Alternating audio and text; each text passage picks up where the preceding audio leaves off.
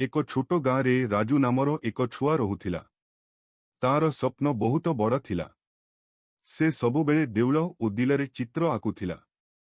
ଲୋକେ ତାକୁ ଦେଖି ହସୁଥିଲେ, କହୁଥିଲେ, ଏହାରୁ କିଛି ହେବ ନାହିଁ। କିନ୍ତୁ ରାଜୁ କେବେ ହାର ମାନିଲା ନାହିଁ। ତାର ମା ତାକୁ କହୁଥିଲେ, ବାପା, ତୁମେ ମେହନତ କରିଲେ ନିଶ୍ଚୟ ସଫଳ ହେବ। ଏହି କଥା ରାଜୁଙ୍କୁ ଆଉ ଶକ୍ତି ଦେଇଥିଲା। ଏକ ଦିନ ସ୍କୁଲରେ ଚିତ୍ରାଙ୍କନ ପ୍ରତିଯୋଗିତା ହେଲା। ରାଜୁ ପାଖରେ ଭଲ ରଙ୍ଗ ବା ସାମଗ୍ରୀ ନଥିଲା।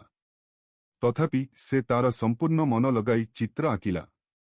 ଫଳାଫଳ ଆସିଲା। ସମସ୍ତେ ଆଶ୍ଚର୍ଯ୍ୟ ହେଲେ।